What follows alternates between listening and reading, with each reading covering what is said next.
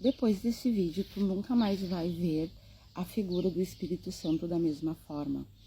As pessoas têm uma ideia muito rasa em relação ao Espírito Santo, entende? Tem aquele entendimento que o Espírito Santo é o Espírito de Deus, é algo que vem para fazer algo em nome de Deus, né? Em favor do reino de Deus. E é como se o Espírito Santo não fosse um ser próprio, entende? Só que isso está muito errado. Quando a gente entende o princípio da criação de Deus, que não foi a luz, não foi a terra, nem o céu, nem nada disso, o princípio da criação, aquilo que Deus estabeleceu de primeiro, sabe, foi o alicerce para todo o resto. Por isso que hoje a gente olha para a natureza e a gente olha para toda a criação e a gente vê que tem um padrão, muitos padrões na verdade, mas também tem esse padrão da dualidade, da polaridade, do macho e fêmea, né? Tudo tem isso, as plantas, o ser humano, os animais, tudo tem, toda a criação tem esse lado de macho e fêmea. Isso é uma coisa que já vem lá desde a eternidade, desde o momento que Deus, ele iniciou a sua criação. Então, como eu falei, o início da criação de Deus não foi os céus e nem a terra. O início da criação de Deus, o que deu base para todo o resto, foi uma família. É difícil de entender isso às vezes, mas o princípio da criação de Deus é uma família, foi uma família.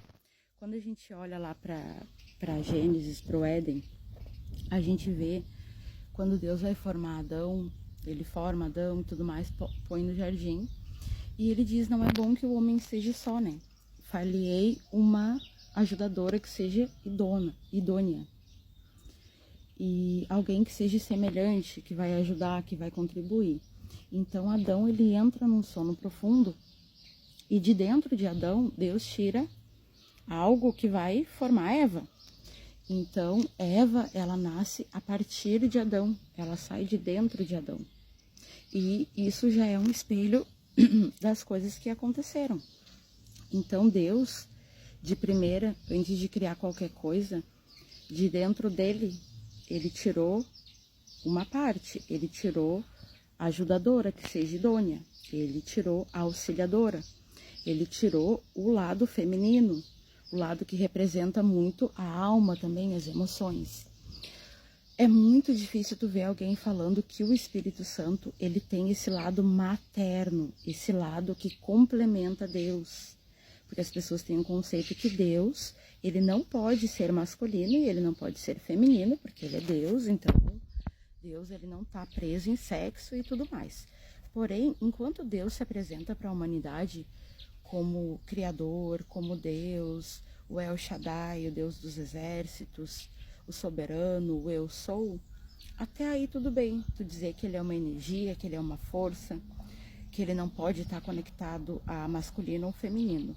Porém, quando o Messias vem, ele nos diz, espera aí, ele é Deus, ele é Criador, ele é soberano, porém também ele é nosso Pai. Não à toa queriam apedrejar Jesus, né? Porque ele se dizia ser filho de Deus. O que para eles era uma blasfêmia. Porque, né, filho de peixe, peixinho é. Filho de pássaro, pássaro é. Filho de Deus, Deus é. Então, no momento que ele dizia ser filho de Deus, é como se ele estivesse se dizendo que ele era Deus. E o que de fato é, né? Mas a questão aqui é a mãe, é o Espírito Santo.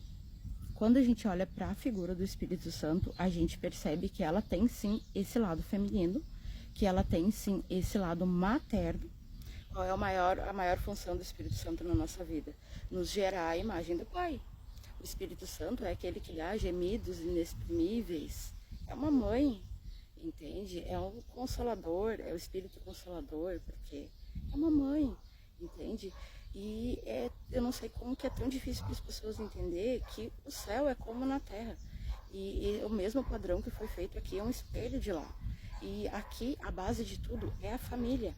Não à toa que a família é o centro do propósito do mal, né? É o centro do foco ali deles, é o mal. É sempre tirar um pai de casa para os filhos nascer sem pai, crescer sem pai, né? Para a mulher ter que tomar conta de tudo. Tu tira o pai da casa ali, tu desestrutura toda a família. Não tem como uma família ser totalmente estruturada e e bem posicionada e tudo mais, faltando uma peça, não tem como.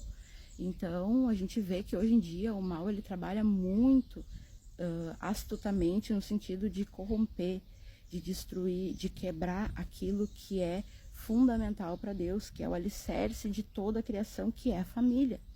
Então, lá no princípio, em algum momento, era Deus, era o Eterno, era o Criador, e ainda não tinha criado nada. Porém, de dentro dele, ele tirou a sabedoria, ele tirou o Espírito Santo. O Espírito Santo ele vai aparecer na Bíblia algumas vezes como a sabedoria, como o Espírito de sabedoria, e é o mesmo ser.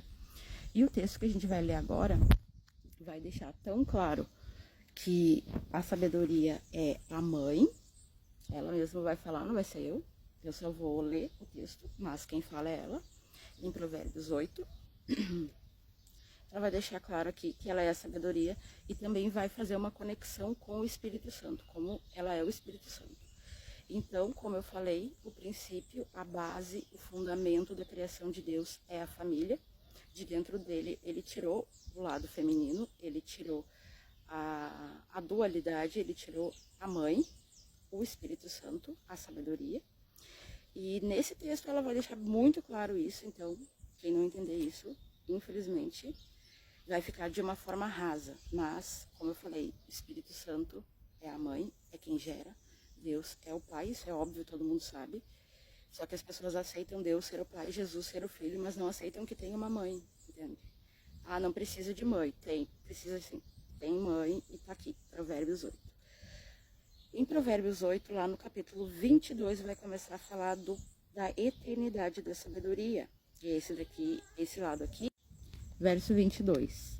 O Senhor me possuía no princípio da sua obra, antes das suas obras mais antigas. Fui estabelecida desde a eternidade, desde o princípio, antes do começo da terra. Nasci antes de haver abismos, quando ainda não havia fontes carregadas de águas. Antes que os montes fossem firmados, antes de haver colina, eu nasci. Deus ainda não tinha feito a terra, nem os seus campos, nem sequer o princípio do pó do mundo. Eu estava lá. Ele preparava os céus enquanto traçava o horizonte sobre a face do abismo. Eu estava lá quando ele firmava as nuvens de cima, quando estabelecia as fontes do abismo, quando fixava o mar os seus limites para que as águas não transgredissem a sua ordem.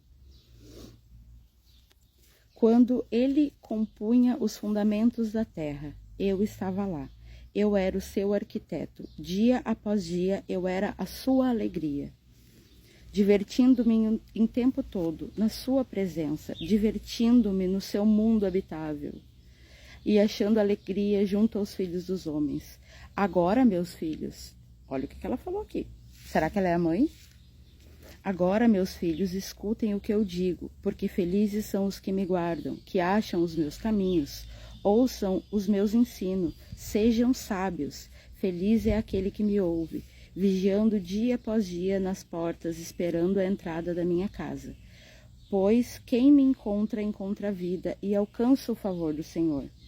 Agora o que ela vai falar aqui é muito interessante, porque a própria Bíblia fala que Deus, ele até tolera blasfêmia contra ele e contra o Filho, mas contra o Espírito Santo não. Contra o Espírito Santo ele não tolera blasfêmia. E olha o que ela vai dizer o seguinte: pois quem me encontra, encontra a vida e alcança o favor do Senhor. Mas quem peca contra mim violenta a própria alma. E todos que me odeiam amam a morte. E depois, nos versos seguintes, ela vai falar em relação a nós como filhos o tempo todo. Filhos, ouçam, filhos, me procurem, me busquem como se busca ouro e prata. Então, aqui nesse texto, Provérbios 8, a partir do capítulo 22 até o final, tu vai não só perceber, mas como ter certeza que o Espírito de sabedoria é o Espírito Santo e ela é a mãe. E ela estava com Deus antes do princípio do princípio do princípio. Entende? Ela já estava lá. Ela é a mãe, ela é o lado feminino, é ela que nos gera a imagem e semelhança dele.